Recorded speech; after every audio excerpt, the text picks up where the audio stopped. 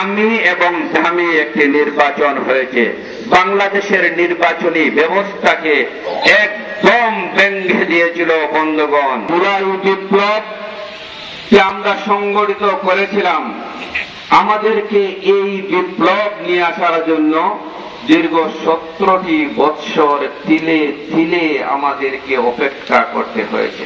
আমরা দেখেছি দুইটি নির্বাচন, 2008 সালের একটি নির্বাচন হয়েছে, 2014 সালে একদলীয় একটি নির্বাচন হয়েছে, 2018 সালে দিনের ভোট রাত্রে হয়েছে, আর 2024 সালে আমি এবং ধামি একটি নির্বাচন হয়েছে।